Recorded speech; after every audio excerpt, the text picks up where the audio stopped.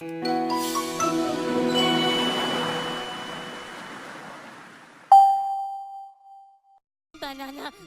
No.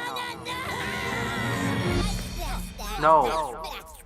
So, Minions.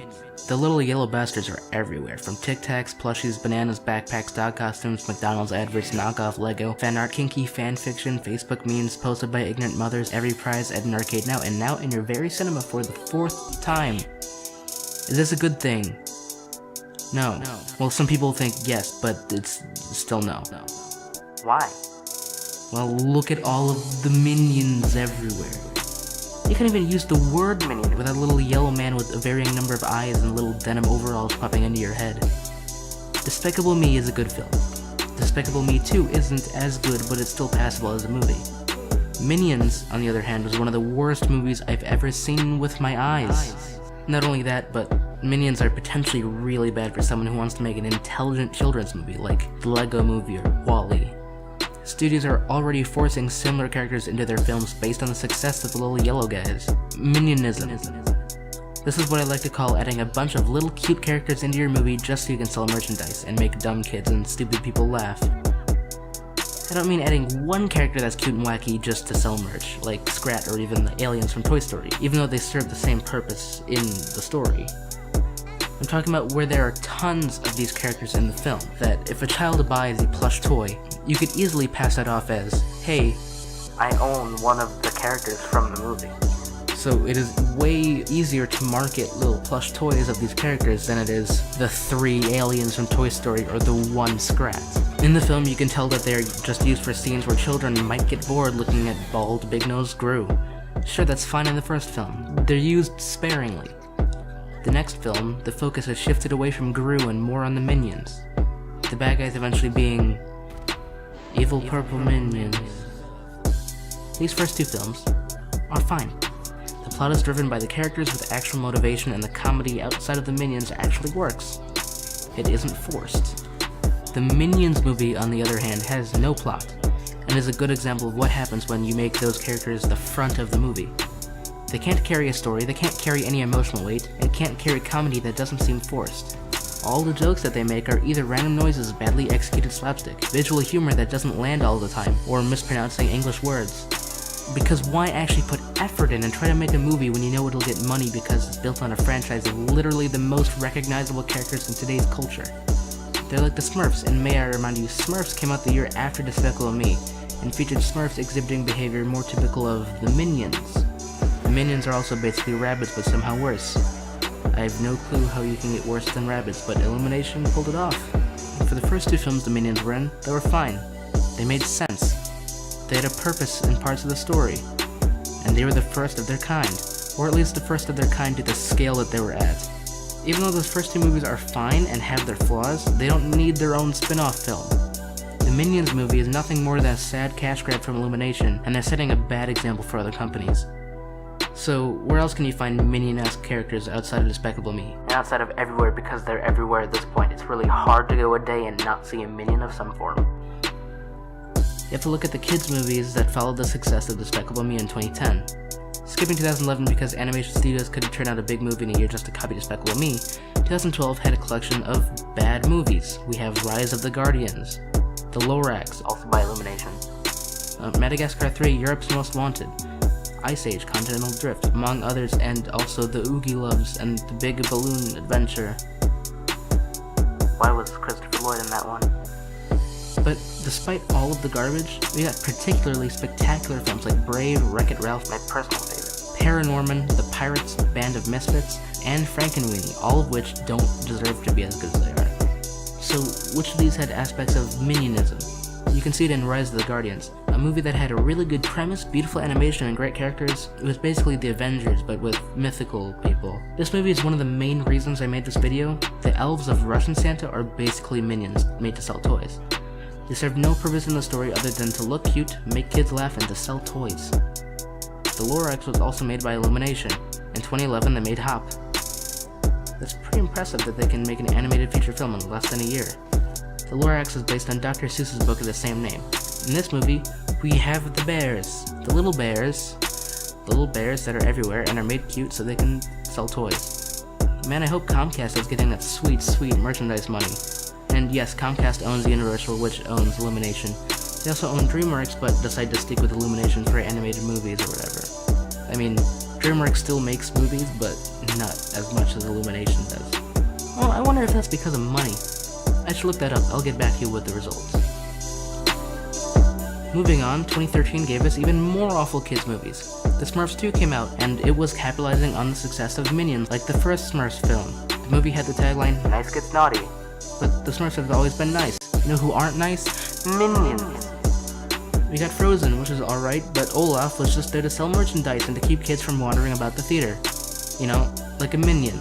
I'd like to point out that the Minions are not the first to be this type of character. You can look back at old cartoons and find a similar character.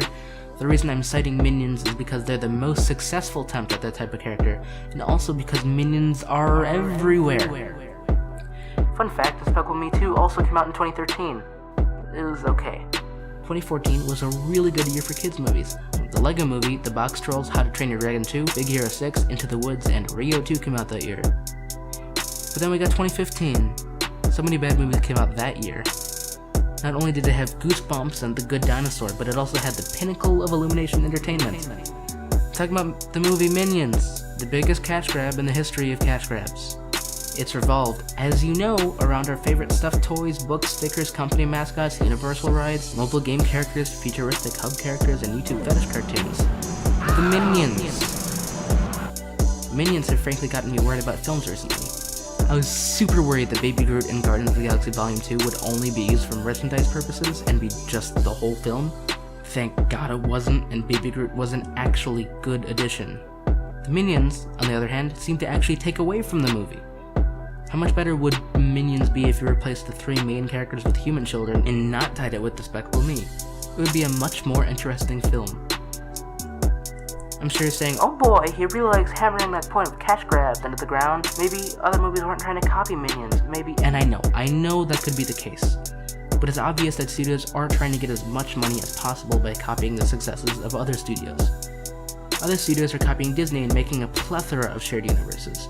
DreamWorks had a history of copying Pixar successes, and now all of the big kids film studios are copying Minions.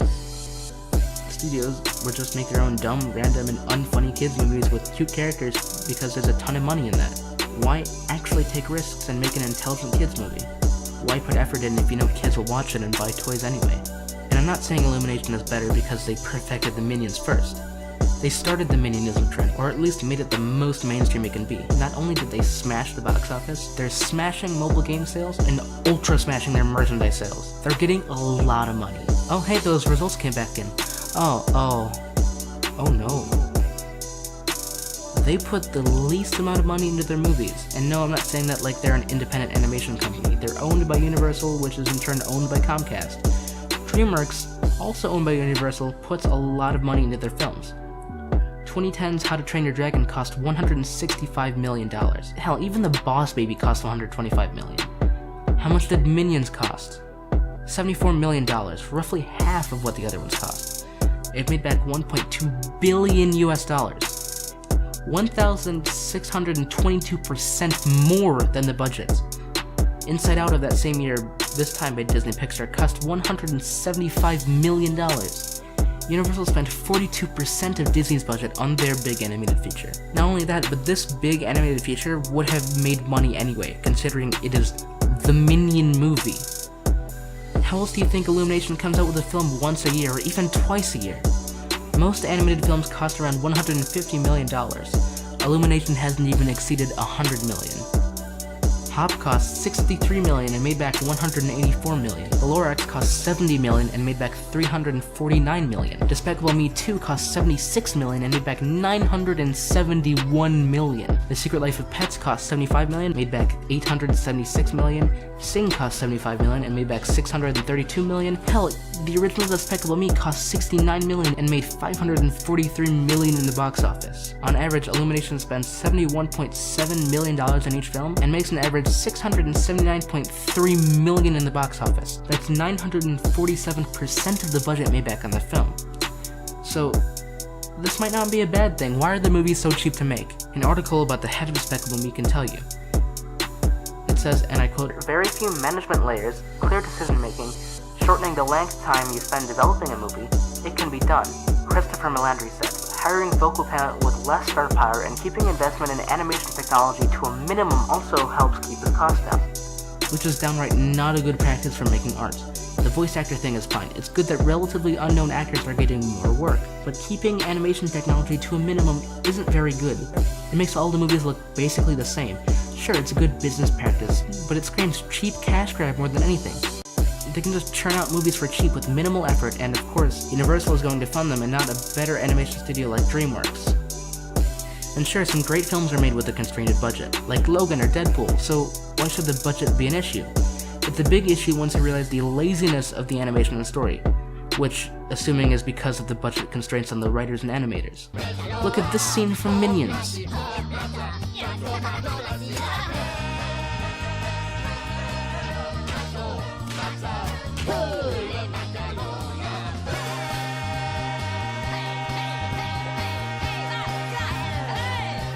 Now look at this scene from Up.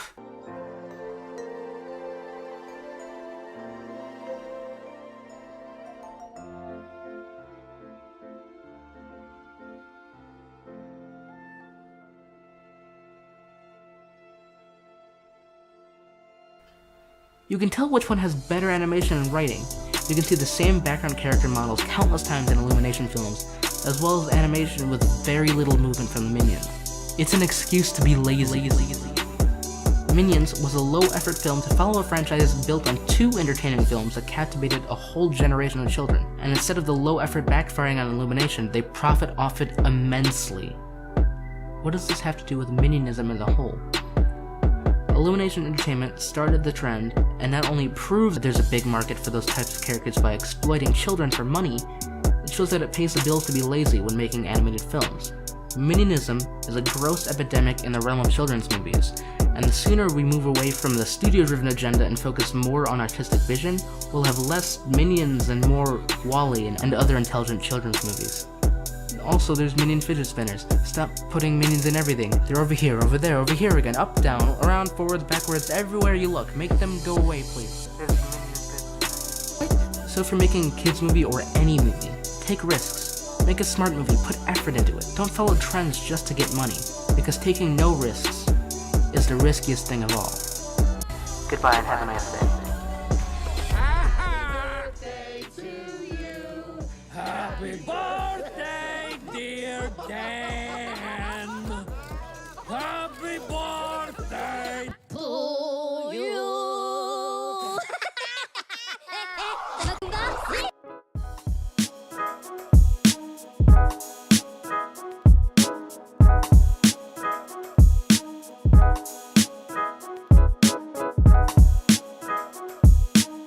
Hi everybody, thanks for watching. This is probably the longest and hardest video I've made so far on this channel. Yeah, thanks for watching. Subscribe if you haven't. Click that little bell icon or whatever to get notified. I'll see you in the next video, I guess.